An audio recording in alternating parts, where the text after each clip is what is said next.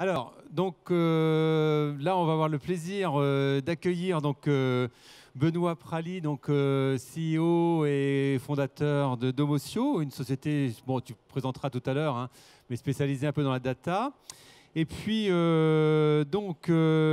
sera accompagné de, je retrouve ma fiche parce que ça a changé, Émilie Canet, un responsable pédagogique d'une société aussi bien connue qui s'appelle Learn Assembly, hein, créée par Antoine Amiel, mais qui n'a pas pu venir aujourd'hui. Donc là, on va parler d'un sujet important dont on parle beaucoup, c'est la data, la fameuse donnée.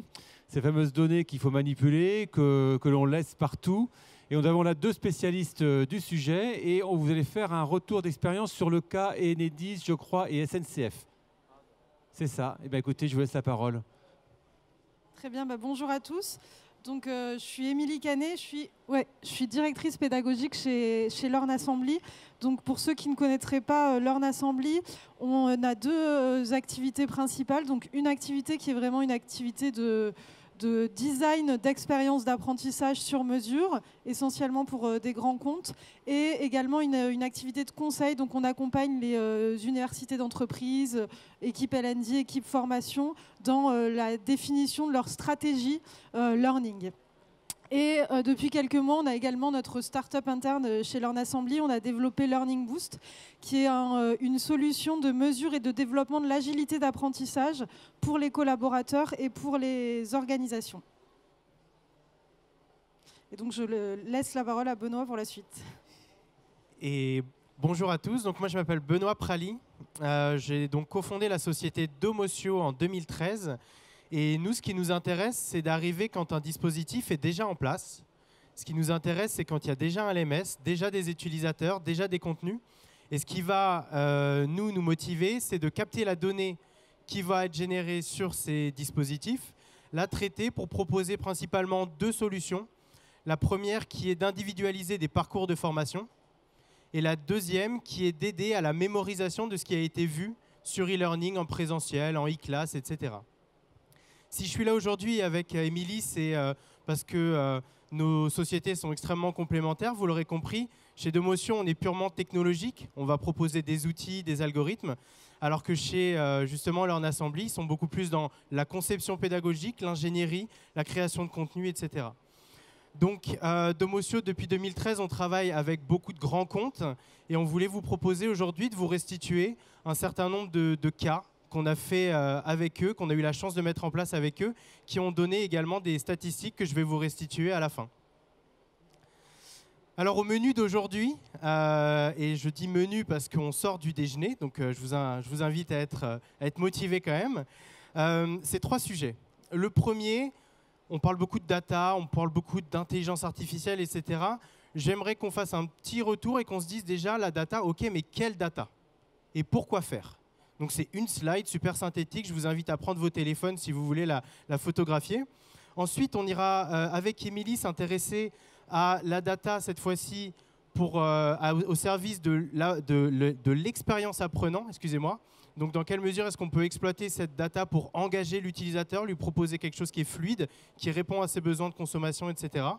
Et enfin, je clôturerai cette conférence avec un retour d'un de nos clients, donc Enedis, mais également Crédit Agricole, sur la mise en place d'algorithmes de parcours adaptatifs qui va répondre à un besoin individuel de compétences vis-à-vis d'attendus métiers. Tout un programme. Alors, je démarre et je le disais en introduction, quelle data et pourquoi faire? Donc justement, j'ai essayé la semaine dernière, quand j'ai préparé la conférence, d'essayer de classifier un peu les différentes données qu'on pourrait utiliser et surtout pourquoi faire. Je me suis dit, ma slide est petite, admettons que je dois faire 4 classifications.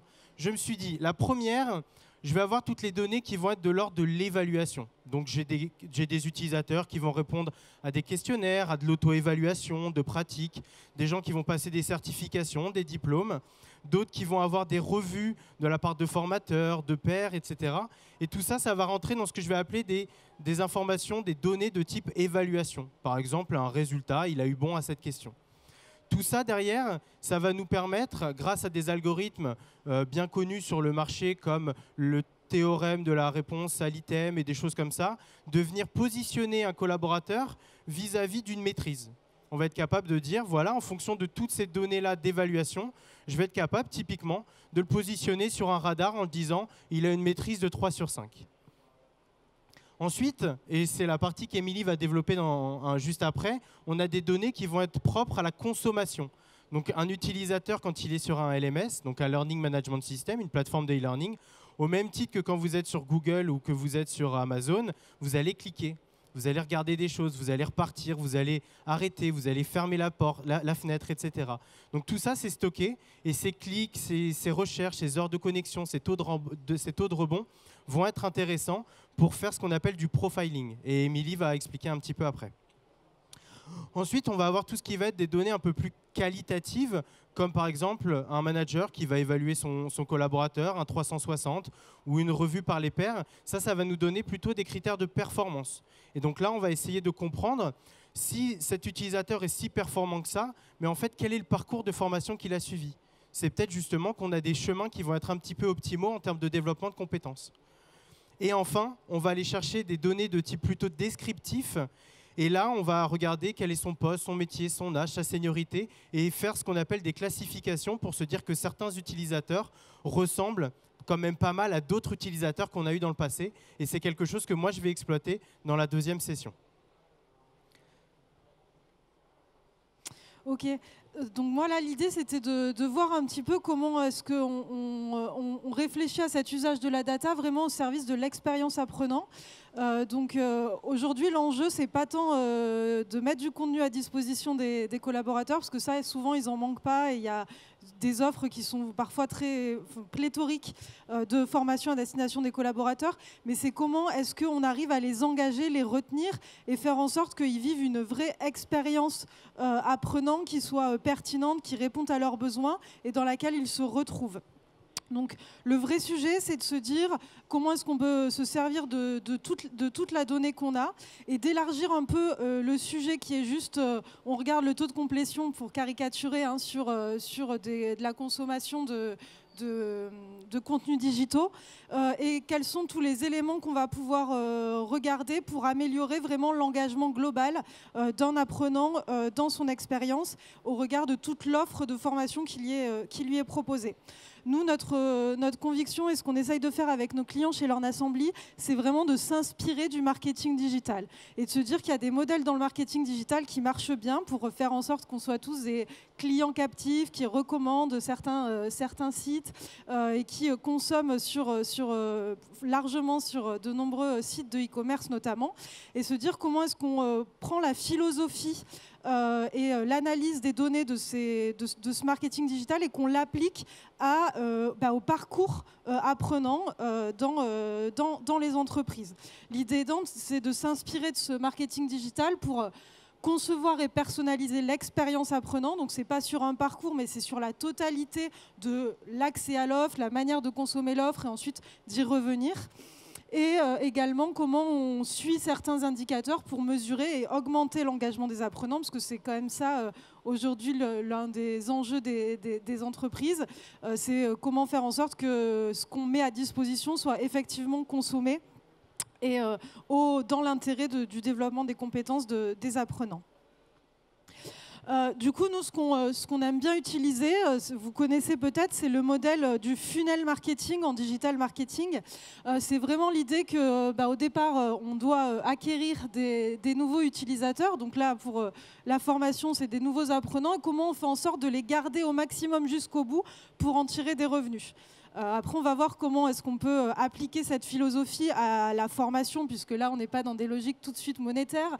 Mais en tout cas, nous, cette grille, on trouve qu'elle fonctionne bien pour se dire comment est-ce que, en fait, par quelle étape passe mon apprenant avant d'arriver à une ressource, à un contenu de learning, comment est-ce qu'il va le consommer et à quel moment on peut venir le chercher, le récupérer en systématique pour s'assurer qu'il soit engagé de manière systématique. Du coup, ce que je vous propose, c'est de tout de suite voir l'application de ce modèle qu'on a pu faire avec Orange. Donc chez Orange, on a accompagné une école métier qui avait le problème un peu classique qui est on a beaucoup de contenu et finalement on s'aperçoit que nos collaborateurs, ils les consomment pas, ils les consomment mal et en plus ils sont pas satisfaits alors qu'ils ont plein de choses à leur disposition. Donc comment est-ce qu'on améliore un peu cet accès à l'offre et on fait en sorte que, au-delà de ce qui est produit, que ce soit pertinent, que leur expérience apprenant soit vraiment satisfaisante. Qu'est-ce qu'on va regarder, qu'est-ce qu'on va mesurer et à quel moment on essaye de les capter.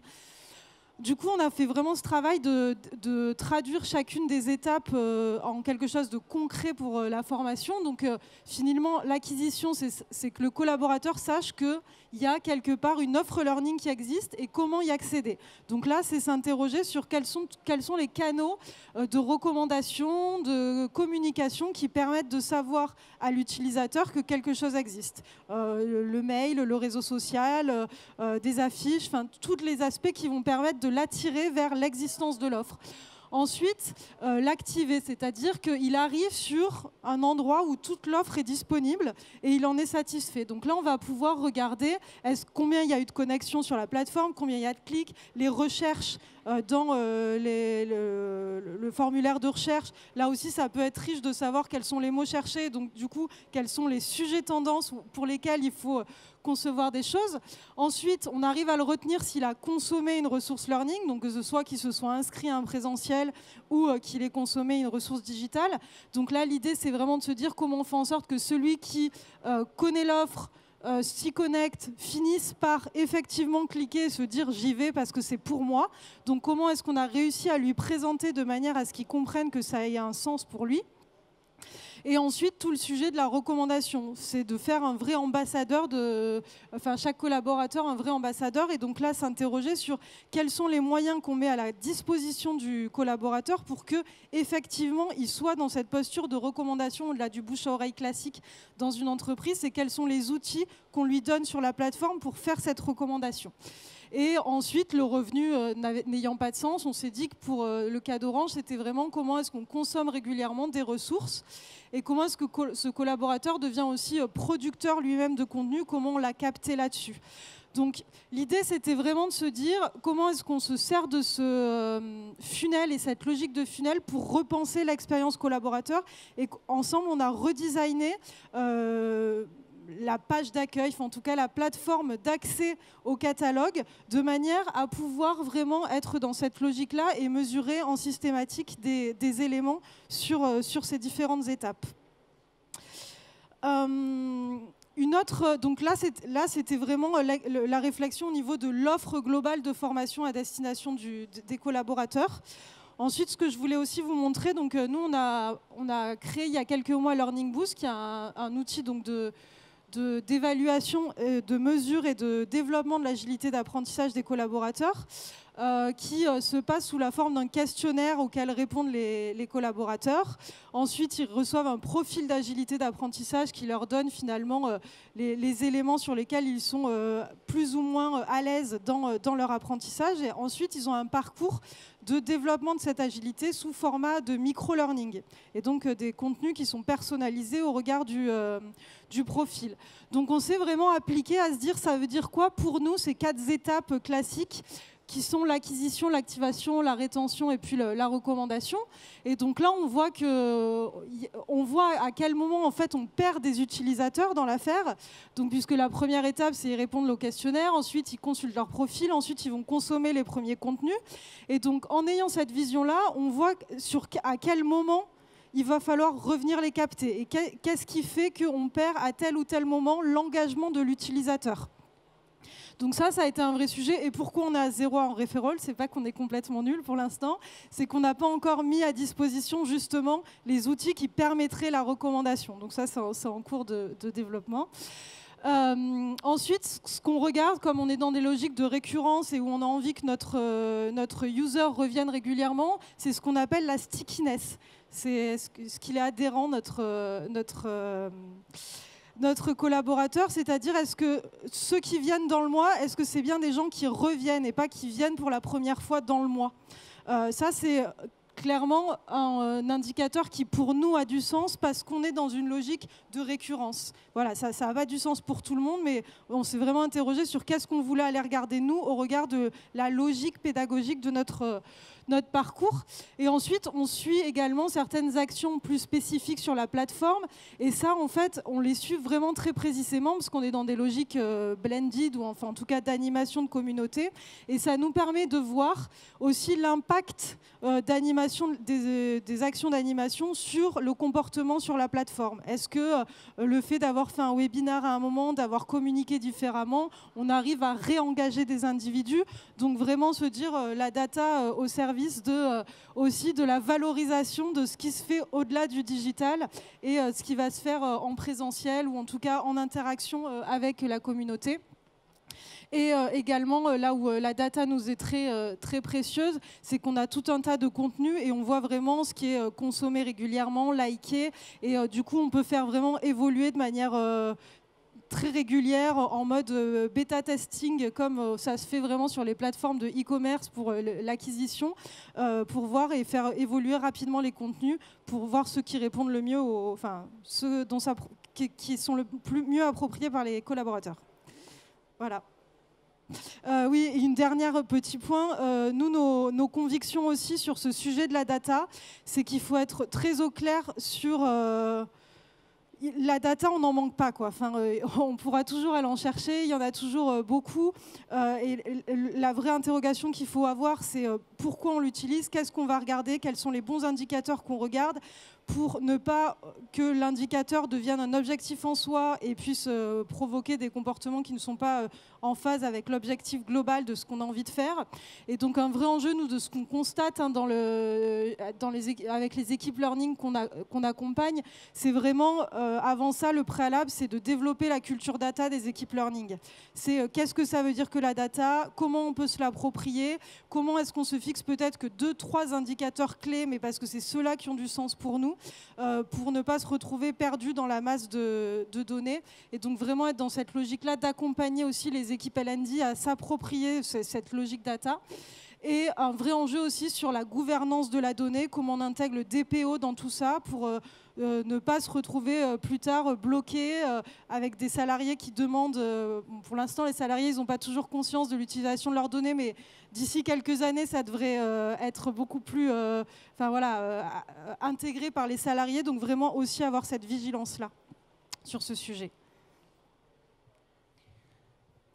Donc vous l'aurez compris, la donnée, il en existe et on peut en faire beaucoup de choses. Donc là, Émilie s'attachait à vous expliquer comment est-ce que les sites de e-commerce, aujourd'hui les Amazon et autres, font en sorte d'utiliser les données que vous générez quand vous cliquez pour qu'en fait vous y restiez et que vous consommiez plus.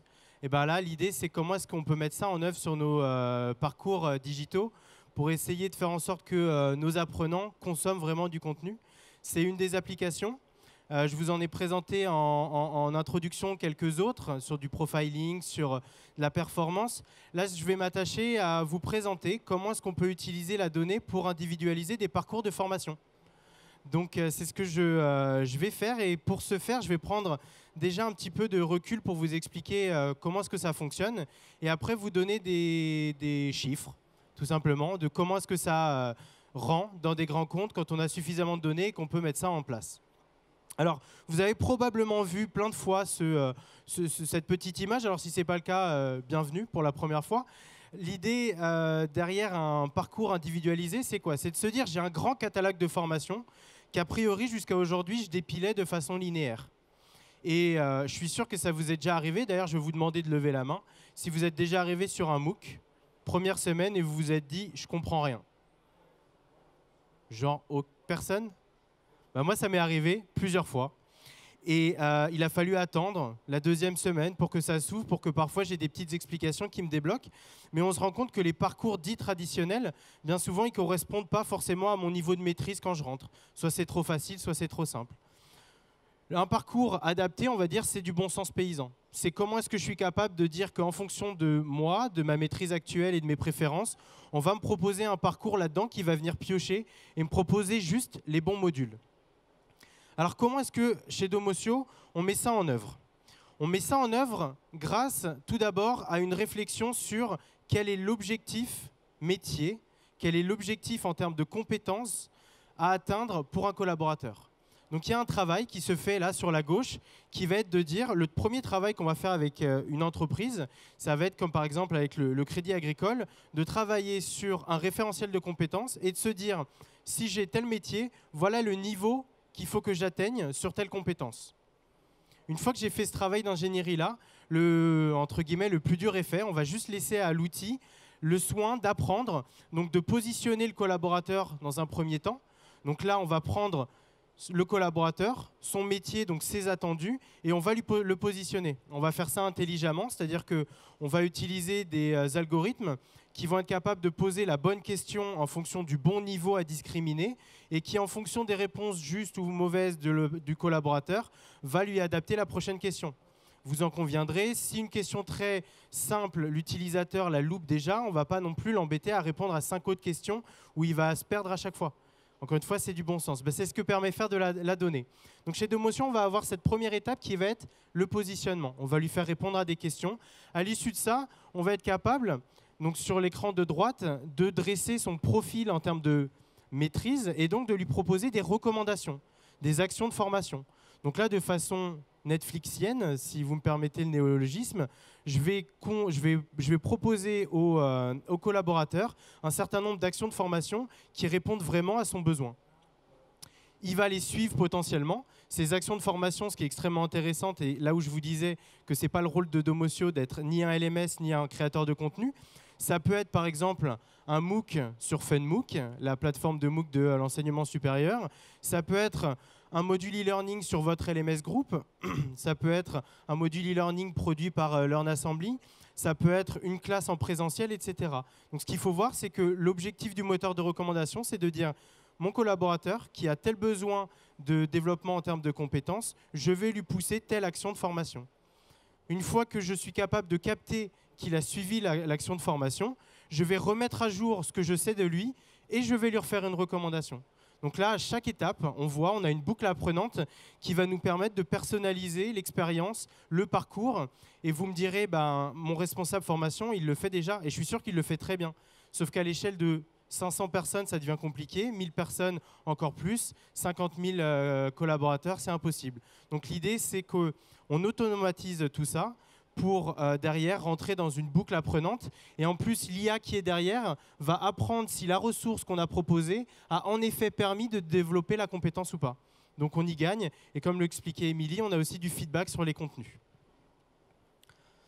Derrière, c'est aussi un excellent outil pour piloter les compétences qui sont détenues et qui doivent être détenues. Donc là, typiquement, nous, à travers nos outils, qu'on intègre soit directement dans des LMS, à travers des petits connecteurs, ou directement à travers nos plateformes, c'est de proposer des pilotages individuels, donc de finalement engager un petit peu, comme le présentait Émilie, le collaborateur dans le fait de revenir, qu'il soit fidélisé, puisqu'en fait, il voit que son développement avance, et également présenter peut-être plus une vue managériale pour regarder dans quelle mesure est-ce que les compétences de mes collaborateurs correspond à ce qui est attendu vis-à-vis de ma GPEC, par exemple, ou tout simplement de l'opérationnalité de mon équipe.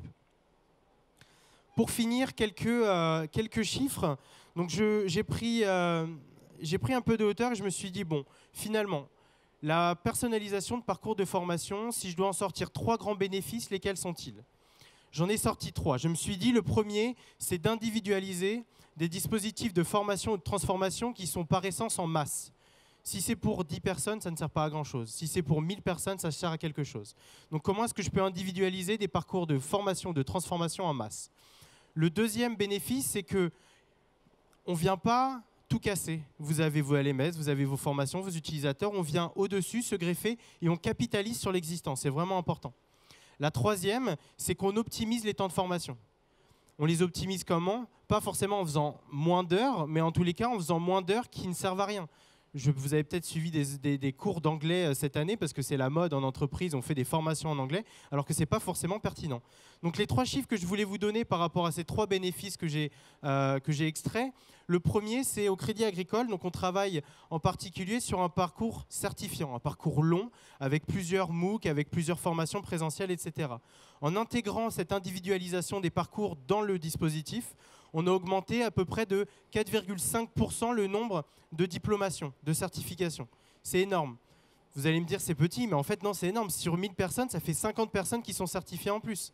Donc derrière, ça veut dire moins de rattrapage, ça veut dire que c'est des gens qui sont directement opérationnels, etc. Sur des métiers réglementaires, évidemment, c'est la clé d'être certifié. Ensuite, chez Enedis, on a travaillé sur des référentiels de compétences. On a travaillé sur 85 compétences qui sont évaluées vis-à-vis des objectifs métiers et qui ensuite vont filtrer dans 385 ressources. Si les collaborateurs devaient regarder 385 ressources, ça ne serait jamais arrivé. Donc là, on a utilisé ces référentiels pour filtrer les ressources.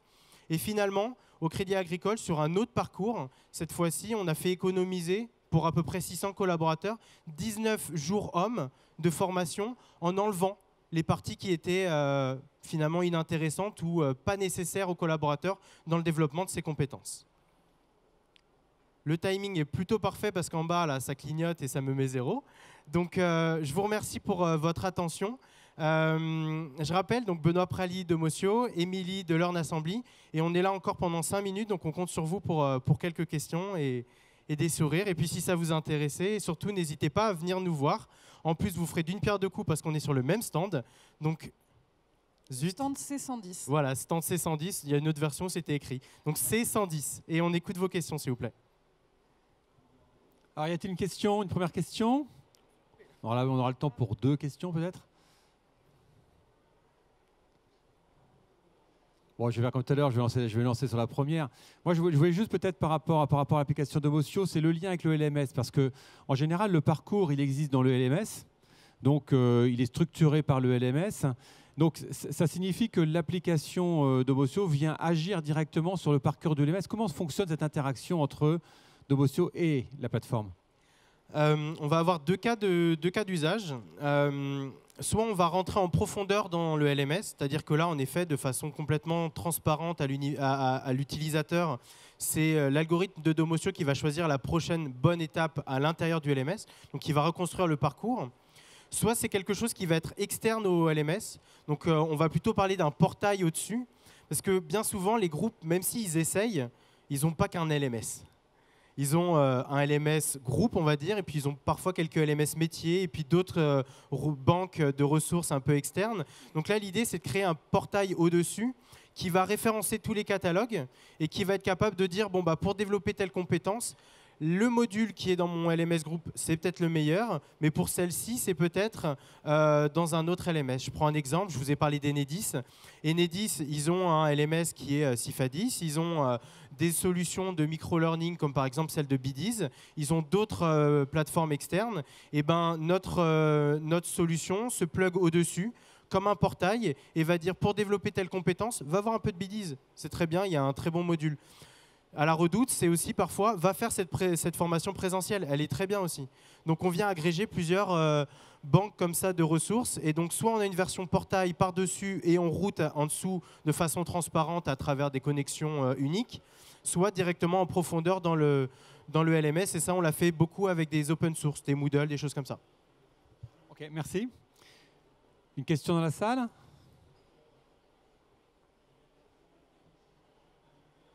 Non? Bon, bah écoutez, merci beaucoup. Et donc, le stand, on a dit le stand numéro C110. C110, n'hésitez pas à aller par là. Il y a des jolies pulls. Domocio et C110. Learn Assembly. Merci beaucoup à vous.